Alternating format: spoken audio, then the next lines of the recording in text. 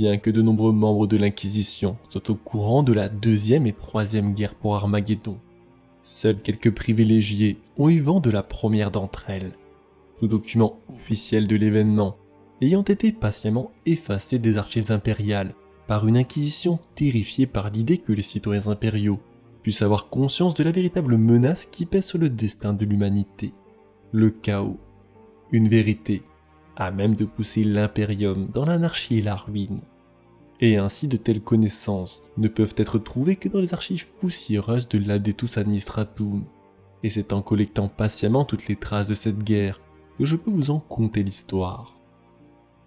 Elle débute sur un monde se trouvant à 10 000 années-lumière au nord-est galactique de Terra, dans une région bordant le Segmentum Solar et le Segmentum Obscurus, un monde très proche de ce que Terra avait été durant les temps païens de l'ancienne Terre, des jungles ceinturant ses régions équatoriales, vertes et luxuriantes, des zones désertiques dévorant la grande partie des terres émergées, toundra au pôle et étendues cendreuses au centre des grandes plaques continentales, et de profonds océans couvraient une grande partie du globe. Cet astre avait été classé par l'Administratum comme un monde ruche, un centre industriel, monde d'acier et de fumée capable d'alimenter l'effort de guerre de toute la région. Irriguant de produits manufacturés, les mondes à des années-lumière à la ronde, et peu de planètes autres que Necromunda elle-même ne pouvaient rivaliser avec elle. Mais cette prospérité avait un coût. Des millénaires d'industrie ont réduit Armageddon en une friche industrielle dans laquelle des milliards d'âmes triment sans relâche pour le profit de quelques-uns. Des cartels qui se vautrent dans le luxe et l'oisiveté, et un tel écart entre la base et son sommet a toujours été propice au vent de l'hérésie. Les démagogues murmurant rapidement les mots de libération et révolution, afin de remettre en question le statu quo de leur monde, et un recensement de l'administratum de l'époque rapporte qu'au milieu du 3e siècle du 41e millénaire, cet astre était mûr pour l'insurrection, une proie de choix pour les puissances de la ruine. Le Bellum Chaotica, écrit même au siècle suivant en 444 M41, l'arrivée aux confins du système d'Armageddon d'un immense spéciulque du nom du Dévoreur d'étoiles, qui fut immédiatement détecté par les stations de surveillance en périphérie du système.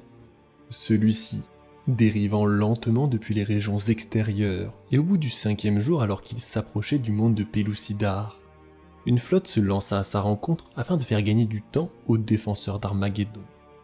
Des milliers d'hommes se jetèrent dans un combat, dans le seul but de ralentir cette menace, et par un coup de chance, ils réussirent même à faire exploser l'unité de propulsion d'un ancien vaisseau piégé dans l'amas de fer et de roche, provoquant une explosion d'une telle ampleur qu'elle fit détacher une section de la taille d'une petite ville de l'ensemble, projetant dans le vide des milliers d'hommes de l'ennemi. Cet éclat fut ensuite attiré par la planète, se désintégrant dans son atmosphère et libérant son cocktail de carburant et d'un millier d'autres toxines engendrées lors de son passage dans le Warp, ravageant l'astre, et seules les robustes jungles souterraines de ce monde caverne échappèrent au premier choc. Mais les suivants détruisirent tant l'âme que le corps des hommes qui avaient le malheur d'y survivre. Et à ce jour, Pellucidar demeure toujours en quarantaine, surveillé de près. Mais ce coup avait permis de ralentir d'un mois l'arrivée du Space Hulk sur Armageddon, un temps précieux qui changerait le cours de cette guerre. Malgré les sacrifices de la marine impériale, le Dévoreur d'étoiles vainquit rapidement les défenses orbitales d'Armageddon. Et lors de son arrivée, et quand chacun sur ce monde sut qu'il avait à sa tête Angron, le prince démon, fils de l'empereur et avatar de Khorne, dieu du sang et du carnage, les trahisons se révélèrent alors au grand jour. Dans les mémoires du Lord Commandant Gustav Karlsson, commandant des forces d'Armageddon Secondus, il rapporta même que près de la moitié des forces de défense planétaire se retournèrent contre leurs frères, leur rang rapidement gonflé par les cultistes, et en homme d'action, Karlsson les élimina efficacement. Malheureusement, son homologue sur Armageddon Prime fut plus lent à réagir, la sédition gagnant bien vite les ruches, et les faisant basculer dans le chaos. Et lorsque les forces d'Angron arrivèrent sur la planète, elles s'abattirent sur elle sans aucune contestation. Et en une semaine seulement, le nombre de morts dépassa l'entendement. D'espèces marines de la légion Oni des World Eaters et des démons se déchaînèrent dans les quartiers d'usines et dans les zones d'habitation, tandis que les démons et les renégats décimaient la population. À cette force formidable s'ajoutaient les titans traîtres de la Légion Mortis, qui prirent plaisir à traquer les survivants dans les déserts de cendres, y recherchant les défenseurs désespérés, qui menaient tant bien que mal un dernier carré. Le seul espoir restant aux loyalistes était de se replier dans les jungles équatoriales et tenter de consolider une défense autour d'Armageddon Secondus, en laissant derrière eux une terre désormais gouvernée par les démons et les fous. On y avait élevé des milliers d'abattoirs de fortune et le sang des victimes d'Angron y était offert au dieu du sang jour et nuit. Les dernières unités qui avaient réussi à s'enfuir dans les déserts de cendres rapportèrent que les terres derrière eux étaient maintenant jonchées d'ossements et que les rivières polluées y avaient pris une couleur carmin. Des tempêtes warp d'une ampleur sans précédent apparurent autour du système d'Armageddon, alimentées par la frénésie de carnage qui y était perpétrée. Mais ce pouvoir était par nature éphémère. Lentement, les tempêtes finirent par s'atténuer, et avec elles l'emprise du warp. Il fallait au primarque déchu un moyen de conserver son emprise dans le matérium, car sans l'énergie de l'immatérium, son armée ne pourrait se maintenir, et avec elle ses chances de s'emparer de la totalité de ce monde. Il dut ainsi entreprendre la création d'une immense structure monolithique, au plus profond des jungles de la ceinture équatoriale, durant de longues semaines, les consacrant à l'aide d'innombrables sacrifices, afin de gorger ce monde de l'infâme énergie issue du warp. Ainsi alimentées, ces armées purent surgir des jungles pour se déverser vers le sud, où la majeure partie des défenseurs étaient désormais retranchés de l'autre côté d'une rivière, du nom de Caeron. Mais l'Imperium avait enfin fini par réagir, émergeant du vide une flotte du chapitre des Space Wolves, issue du monde de Fenris, situé à proximité d'Armageddon, détruisit le Space Hulk et fondit sur la planète. Car celle-ci ne tomberait pas aux mains de l'ennemi, du moins tant que l'un d'entre eux vivrait. Ceux-ci avaient à leur tête un Jarl du nom de Lorgan Grimmar, un Space Marine dont la saga n'avait alors que 2 siècles, devenu depuis peu de temps le Seigneur des Loups. Et c'était cette guerre qui avait été pour lui son véritable baptême du feu. Mais le guerrier était un leader né, et son discours émouvant rempli de la fureur et de la détermination de son monde de glace, sut rallier les hommes paniqués d'Armageddon, afin de les armer d'un courage nouveau, pour affronter les horreurs qui surgiraient des jungles. Car, à l'insu de la horde d'Angron, la rive opposée de la rivière était maintenant hérissée de millions de soldats impériaux, prêts à faire feu. Ainsi que d'une poigne de Space Wolves, qui à 1 pour 1000 comptait toutefois renverser le cours de la guerre. Et pour ce faire, Grimmar mena lui-même un assaut blindé directement à travers la rivière, en son point le plus bas, et droit dans les rangs des World Eaters, élite de la force d'Angron. Comme un seul homme, les hordes frénétiques se jetèrent sur eux, les poursuivant jusque dans la rivière, et lorsque les transports franchirent enfin le cours d'eau, ils débarquèrent les Space Wolves, qui hurlèrent avec une telle intensité qu'ils recouvrèrent durant un temps les hurlements cacophoniques de l'armée du chaos. Le massacre qui s'ensuivit fut spectaculaire. La rivière s'animant d'explosions tandis que les chars impériaux entraient en scène. Des tirs de laser sifflèrent en tous sens, fauchant les hérétiques tels du blé. Sur l'autre rive, les chasseurs gris prêtèrent main forte aux gardes en éliminant autant d'ennemis que possible, et ce fut les guerriers de Grimmar qui se jetèrent dans la mêlée qui marquèrent le plus les hommes qui y assistèrent. Les Space Wolves pataugèrent dans la rivière, armés de leurs lames de givre et de leurs marteaux tonnerres, dans une démonstration de leur fureur, hachant et coupant les hérétiques dans un bain de sang. Et en 1 heure de tuerie et de massacre, les forces ennemies avaient disparu, leurs corps flottants finissant par rendre la rivière Caeron praticable à pied. Toutefois, la guerre pour Armageddon était loin d'être terminée. À l'ouest, Angron lui-même menait l'attaque contre les ruches Infernus et Elrich. Des compagnies entières de World Eaters et 12 imposants buveurs de sang, démons majeurs de son dieu, à ses côtés. C'était une force formidable dont les Space Wolves peu nombreux ne sauraient venir à bout. Mais le rusé Grimmar avait encore une dernière carte à jouer. Il avait appris un secret lorsqu'il avait pris le commandement de son chapitre.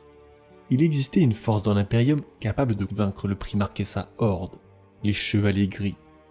Il lança alors dans le Warp 2 de ses navires, avec pour unique message: le monde d'Armageddon souffre sous l'emprise de la rébellion et de l'hérésie, d'une manière jamais vue jusqu'ici.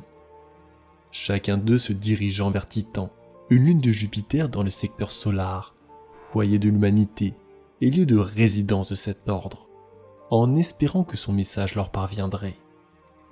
Le premier, du nom de Forceborn, fut retrouvé à proximité de la coiffe de Valdaska, silencieux, Et ce ne fut que grâce au sacrifice d'un chevalier gris que l'on parvint à en extraire de ses entrailles un survivant, pour raconter son histoire. Et le second, le Verregelt, émergea proche de Titan, si près qu'il détruisait des navires de la flotte amarrés à proximité, et finit par sombrer dans les mers toxiques de ce monde. Mais le message avait été transmis, Armageddon brûlait, et les chevaliers gris en étaient conscients désormais, car eux qui excellaient dans la maîtrise des arcanes psychiques avaient su prédire l'arrivée du Primarque sur ce monde. Leurs pronosticards avaient été aveuglés par l'aura d'Angron, qui à l'aide de son dieu avait su rendre invisibles ses remous dans le Warp. Une fois connue, la menace ne pouvait être ignorée, et sous la validation de l'Ordomalus dont il dépendait, on réunit l'ensemble du chapitre afin de la contrer. Mais en raison de la nature cryptique de cet ordre, celui-ci était éparpillé à travers l'ensemble de l'Imperium, et seuls 109 chevaliers purent partir pour Armageddon, accompagnés de 30 inquisiteurs. Fendant le Warp à toute vitesse, ils finirent par arriver à proximité du monde, où le Seigneur des Loups les convoqua. Celui-ci connaissait les méthodes de l'Ordomalius, et il savait le destin qui attendrait les hommes d'Armageddon s'ils triomphaient, et quelles seraient les méthodes utilisées par les inquisiteurs pour taire l'existence du chaos, et par extension celle des chevaliers gris. Et il demanda alors au seigneur de la force des chevaliers gris du nom de Tarémar Aurelian d'Île Dorée, frère capitaine de la 3e confrérie, de faire le serment qu'il ne purgerait pas les ruches d'Armageddon Secundus, qui n'avaient pas pris part au conflit. Ce serment était la seule condition à leur présence sur ce monde. Ils étaient l'arme absolue contre l'ennemi. Mais les loups se battaient pour Armageddon et son peuple, et cette guerre n'avait de sens à leurs yeux que s'ils y survivaient. Acceptant d'un simple hochement de tête, Tarémar consolida cette alliance, et Grimmar leur fit savoir qu'il hurlerait le moment venu. Un signe serait temps de décapiter la force hérétique. Car l'ennemi avait pris conscience de la défaite de ses armées le long de la rivière Caéron, et ils repoussèrent déjà chemin afin de réparer cet affront. Lorsque la force atteint les premiers mètres de fortification impériale, Lorgan Grimmar poussa un cri issu des plus anciennes sagas de son chapitre, signe de ralliement qui vit se téléporter la force de chevaliers gris. Engoncés dans leurs armures Terminator, les guerriers se tracèrent un chemin sanglant dans les rangs démoniaques. Ils étaient les avatars de la grâce de l'empereur, dont leur don en était le témoin. Ils avaient en face d'eux rien de moins que la rage et la haine propres à l'humanité, manifestées en la présence des buveurs de sang et d'Angron. Ce n'était rien de moins qu'une lutte pour l'âme éternelle de l'homme qui se joua sur ce champ de bataille, en une parodie du siège de Terra quelques 10 millénaires plus tôt. Et ce fut en brisant la lame du Primarque que son essence commença à perdre pied sur ce monde, offrant au frère capitaine Tarémar l'opportunité qu'il souhaitait afin de le bannir dans l'Immaterium. Dans un duel épique, le démon fut vaincu, et avec lui l'emprise de son host dans l'univers matériel, mais au prix de la vie de 97 chevaliers, dont Tarémar. Et l'on dit que les derniers mots qu'ils s'échangèrent furent les suivants. « Si nous devons mourir, alors nous mourrons ensemble. Je renaîtrai dans le Warp, mais la substance de ton âme sera jetée au pâture aux démons. Pour les siècles et les siècles, tu connaîtras une éternité d'agonie. Qu'il en soit ainsi, car tel est mon devoir. » Avec Angron et ses lieutenants bannis dans le Warp, les armées du chaos sombrèrent dans l'anarchie, comme l'avait espéré le Seigneur Loup, qui lança alors ses guerriers à leur poursuite, les pourchassant à travers les jungles et les déserts, afin de ne leur laisser aucun répit. Mais la gloire et la victoire furent refusées aux Space Wolves, car l'Ordomalus et l'Anistratum en avaient décidé autrement. Les promesses d'un jour ne furent pas tenues, la situation l'exigeait, du moins le pensait-il, et on commença alors une purge systématique du monde, chaque homme, chaque femme, chaque enfant, étant méticuleusement stérilisés, sous couvert de soigner d'obscures maladies, faisant d'eux la dernière génération, issue des premiers colons de cette planète, et on les conduisit vers d'immenses vaisseaux et d'obscures destinées, sous prétexte de devoir reconstruire leur monde. Et en parallèle, les gardes impériaux qui avaient servi durant le conflit furent acheminés vers d'immenses transports, bétaillères spatiales qui lentement s'amassèrent autour de l'astre, car si eux ne connaissaient pas leur sort, il en était autrement des Space Wolves, qui rapidement comprirent ce qui se jouait, Ils s'étaient battus pour ce monde, pour ces gens. Ils avaient demandé par serment au Chevalier Gris d'en épargner le plus grand nombre, et pourtant, il se jouait devant eux, rien de moins que leur extermination. Lorgan Grimmar avait cru mourir pour ses habitants, en donnant sa vie pour purger la galaxie d'un mal ancestral. Mais au lieu de cela, ils étaient tombés comme des mouches pour préserver les infrastructures industrielles de la planète, afin qu'Armageddon puisse continuer à cracher 10 millions de blindés par an, grâce aux efforts d'une nouvelle population de colons. Une piètre victoire pour les loups, et un acte à ce point immoral pour les Fenrisiens, qui ne purent s'empêcher de réagir, bloquant par la simple présence de leur vaisseau le regroupement des transports par l'Inquisition. Et lorsque celle-ci, par son bras armé que sont les Chevaliers Gris, détruisit le premier transport de troupes, le signal fut donné et l'ensemble des vaisseaux civils furent regroupés derrière la flotte des Space Wolves. L'Inquisition essaya vainement de raisonner l'espèce marine. Ils ne pourraient gagner contre eux, ils étaient l'Imperium, et ces sacrifices étaient nécessaires pour préserver le secret sur l'existence du chaos. Il avait toujours été ainsi, et il devrait toujours en être ainsi. Mais la raison ou les menaces ne changèrent rien. Excédé le seigneur inquisiteur Kinaros, qui menait cette campagne, ordonna à sa flotte de tirer sur les vaisseaux du chapitre, faisant étinceler leurs boucliers qui peinaient à encaisser les dégâts. Mais ils ne rendirent pas les coups, jusqu'à ce qu'émerge une flotte de frégates et de destroyers, portant l'héraldique des Space Wolves. Alors le seigneur loup s'exprima.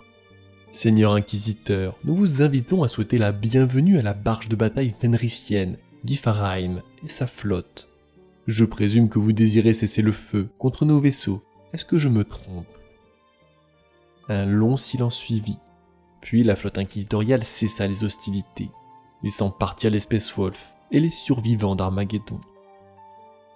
La main ainsi forcée, l'Inquisition et les Chevaliers Gris furent contraints d'étendre la portée de leurs actions de confinement, avec des conséquences sanglantes pour de nombreux mondes, qui n'avaient jamais entendu parler d'Armageddon. Certains navires de troupes furent interceptés et détruits par les croiseurs d'attaque des Chevaliers Gris assez rapidement, mais ils laissèrent toutefois des traces, et pas moins d'une vingtaine de stations d'écoute de l'Abdetus Mechanicum et de la marine impériale qui avaient été témoins du passage de ces vaisseaux, furent proprement éradiqués.